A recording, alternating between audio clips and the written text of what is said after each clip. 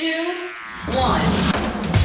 7 things you probably didn't know you need to know. I'm Jamie East, and this is the Smart 7. Good morning, everybody. It's Tuesday, the 15th of February, and it's World Hippo Day. And a big happy birthday to Jane Seymour, Ali Campbell, Matt Greening, and Megan Thee Stallion. 7. The ongoing situation between Russia and Ukraine remains balanced on a knife edge. Vladimir Putin's agreed to continue diplomatic talks with the US and NATO in a televised discussion at another long table with his own foreign minister Sergei Lavrov. They agreed that diplomatic options are not yet exhausted and that in fact they need to be ramped up. That optimism was echoed by Joe Biden and Boris Johnson, who discussed the matter in detail on a 40-minute call, after which they concluded a deal was still possible.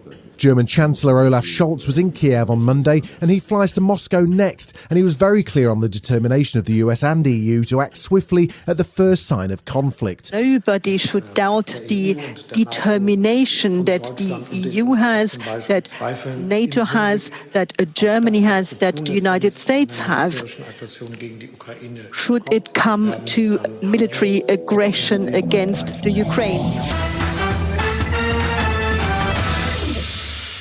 The message on Ukraine from the UK was clear, with Boris warning that things remain very tense, with 130,000 Russian troops still massed on the Ukrainian border. This is a very, very dangerous, difficult situation. We are on the edge of a precipice, but there is still time for President Putin to step back. And Foreign Minister Liz Truss was again reminding Russia that the level of sanctions the UK and our allies would implement if an invasion does go ahead would have widespread implications for the Russian economy. We just introduced new sanctions legislation, which is the toughest we've ever had against Russia.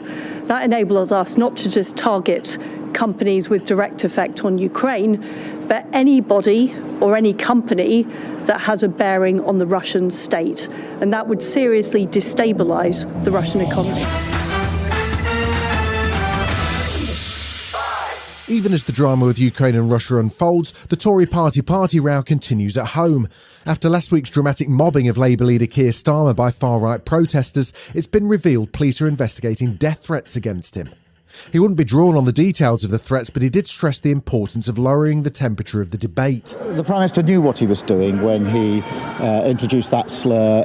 We've all got a duty to bring that level down and to return to the politics where we have strong debate, strong arguments, but it's rational, it's honest and it's done with integrity. ITV News caught up with Boris and told him about the death threats to Keir Starmer and offered him the opportunity to apologise. Wonder how that went. I've said more than enough about that issue. He also refused to say whether he's completed the police questionnaire sent to him over the Partygate scandal. Any comment on that, Boris? All that is a process has got to be completed before I can say anything more, but I look forward to telling you a lot more in due course. A public inquiry got underway on Monday into the so-called Horizon scandal. It involved faulty accounting software at sub-post offices that made it look as though money was missing from the books.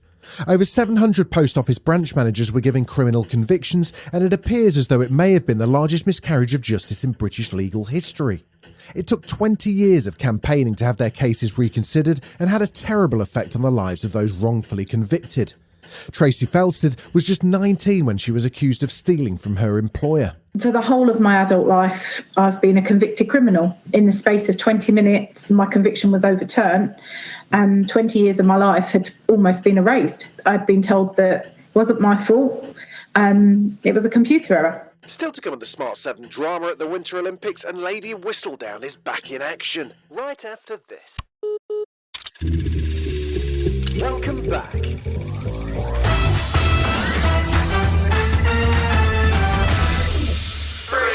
There's finally been some drama at the Winter Olympics, and it involves Russia. The Court of Arbitration for Sport has cleared Russian figure skater Kamila Valieva to compete in her next event at Beijing 22, despite her testing positive for a banned substance. She didn't test positive during the Games, it dated back to December, and it was decided because of her young age, she's only 15 years old, that she should be allowed to continue to compete. The news has not gone down well with former Olympian Johnny Weir. I have to condemn this decision with every ounce of my soul. The Olympics has to be clean, or it's not fair.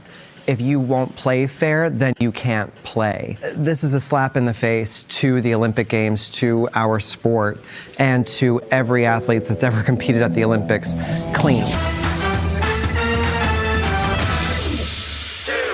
Summon the carriage and tighten those corsets. Bridgerton Series 2 is on the way. The Shonda Rhimes Netflix drama is due to drop on March the 25th, and a new trailer suggests things are going to get quite a bit hotter. Nicola Coughlan's Lady Whistledown is sharpening her knives as society gets set to gossip through another Bridgerton search for a suitable wife. Dearest, gentle reader, did you miss me? As the members of our town questioned my identity and needs, this author has been doing but one thing: honing my skills. No, even better, I've been sharpening my knives. For all of you.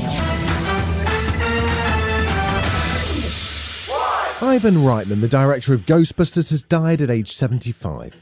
Born in Czechoslovakia, his family fled communist oppression and settled in Canada, where he grew up. He directed Bill Murray in his first starring role in the teen comedy Meatballs, and worked with Arnold Schwarzenegger on comedies including Twins and Kindergarten Cop, and he also produced movies including Space Jam. Ghostbusters, which he also starred in, went on to become his greatest commercial success, grossing over $200 million and getting 2 Oscar nominations. We need something that everyone in this town can get behind. We need a symbol. Something that appeals to the best in each and every one of us. Something good. Something decent. Something pure. Figures from across the movie industry paid tribute to a man who was a true comedy legend. May his memory be a blessing. I always had a sort of sincere approach to the comedy. It's just, I took it seriously, even though it was a horror movie and a comedy. You had to sort of deal with it in a kind of realistically honest way. This has been The Smart 7. Wherever you're listening, do us a favour and hit the follow button. We'll be back tomorrow at 7 a.m. Have a great day. Written, produced and published by Daft Doris.